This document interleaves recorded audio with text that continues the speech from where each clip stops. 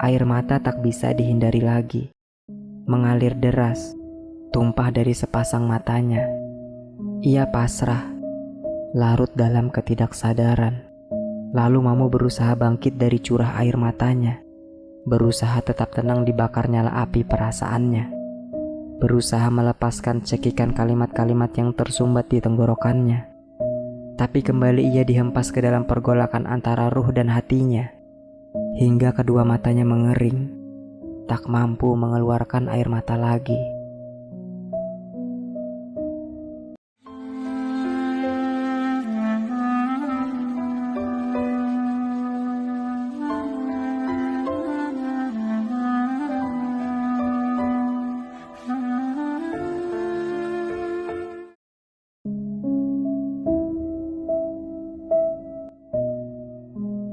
Yang paling membuat Mamo merana dan pedih bagai terbakar adalah saat ia berpikir tentang dirinya sendiri, yang tenggelam dalam ketidaksadaran mengenai segala sesuatu di sekitarnya.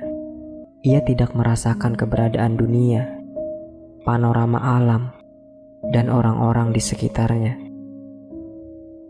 Pada saat itu Mamo berkejaran dengan hati nuraninya, dan hati itu menjauh seperti tak pernah mengenalnya. "Wahai pengkhianat," seru Mamo pada hatinya sendiri.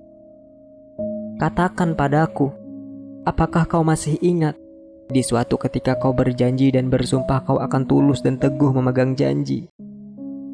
Masih ingatkah kau saat dengan tegas dan bersungguh-sungguh kau nyatakan padaku bahwa kau akan setia menemaniku dalam keadaan bagaimanapun juga, dan setia berhubungan denganku setiap saat? Masih ingatkah kau saat dengan bangga kau buka rongga mulutmu lebar-lebar untuk menyatakan kau memiliki keberanian yang besar dan tangguh menanggung setiap cobaan, dan kau lakukan semua itu dengan diriku? Masih ingatkah ketika kau duduk menatapku dalam-dalam, sedalam rindumu padaku yang mengagumkan padaku, rindu yang mustahil terlipur kesibukan apapun atau pandangan yang tak pernah bisa ditabiri oleh apapun? Ingatkah kau saat berpura-pura angkuh dan membual pada semua orang, agar aku merasa kau telah memandang remeh semua di dunia ini demi diriku? Maaf, sekali lagi aku minta maaf jika hari ini aku telah mencium gelagat pengkhianatanmu, dan aku merasa telah benar-benar diperdaya pada saat pertama kali aku tertarik padamu. Mengapa kau tinggalkan aku hingga tak kutemukan jalan untuk sampai kepadamu? Katakan padaku, wahai burung kecil yang lincah, atas dasar apa kau pergi sesukamu, meninggalkan ruh yang tersiksa oleh jasad? Cukup wahai hatiku, jangan ceroboh lagi. Kau sudah terlalu jauh merambah rimba tak bertuan dan menyendiri tanpa nyala lampu ruhmu. Jalan itu teramat gelap, dan tujuan di depanmu itu teramat jauh. Tapi celakalah kau. Ia adalah ruhmu, ruh yang menjadi bagian dirimu. Ia lebih pantas dan lebih utama untuk kau cintai dibandingkan dengan ruh manapun yang harus berjalan di belakangmu. Kalau tempat yang kau tuju adalah keindahan, tidakkah ruh mereka itu lebih indah? Jika cahaya dan pantulan sinar bisa menerangimu, ruh itu memberimu cahaya dan pantulan sinar lebih terang. Wahai hatiku, kembalilah. Kembali dan jangan lagi kau terpedaya pesona keindahan yang menipu. Jangan percaya senyum manis di bibir. Jangan terpikat tatapan syahdu. Jangan tertarik wajah berseri-seri di antara perasaanmu yang gelap dan berkelok-kelok. Sebab semua yang bersinar di hadapanmu adalah api dan bara yang cepat membakarmu, dan kau akan binasa di lumat jilatan panasnya. Jika tidak demikian, selaksa burung bulbul akan menghabiskan sisa umurnya dalam tangis dan derita.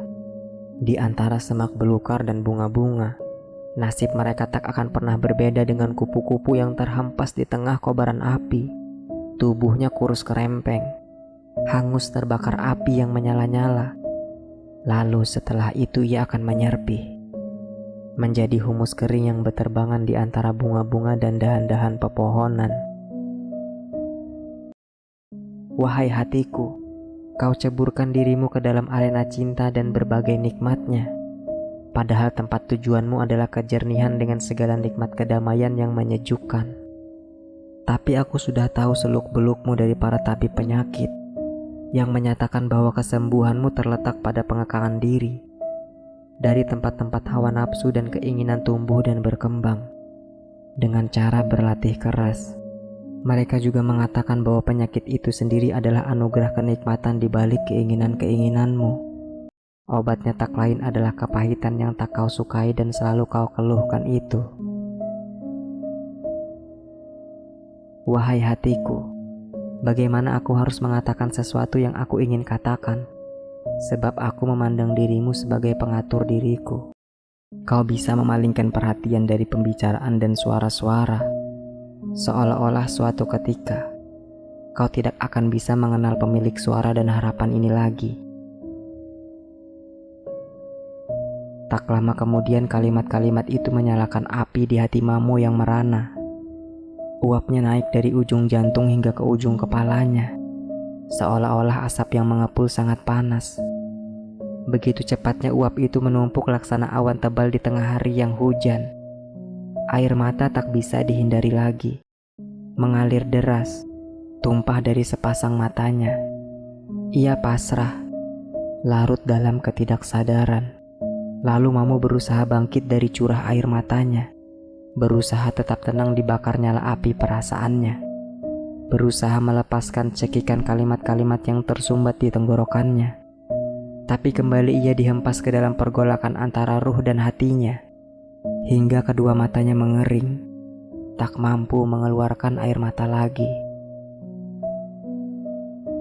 Beberapa saat kemudian ia tercekik perasaannya yang menderita, hingga desah nafasnya yang tersengal kembali meluapkan air matanya. Begitu terus, berulang-ulang, berkali-kali. Kedua mata Mamo meradang. Ia terus-terusan tersiksa dan terbakar hingga gelora hidupnya hampir padam. Kekuatannya terus-menerus menurun. Wajahnya serupa orang yang mengidap penyakit kuning. Mamo tetap sendirian. Ia tinggalkan rumahnya di kota. Beberapa sahabatnya yang setia menjenguknya di tempat pengasingan untuk menghibur. Tapi ia selalu berusaha menyembunyikan rahasia hatinya dari semua orang. Mamo khawatir jika sampai ke telinga pangeran, batin pangeran akan makin terbakar, dan makin gigih pula pangeran hendak melenyapkan harapan-harapan cintanya. Di tepi sungai Dajlah, Mamo jatuh sakit.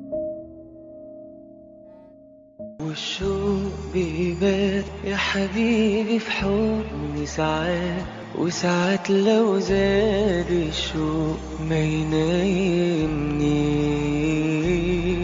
لا نهار ولا ليل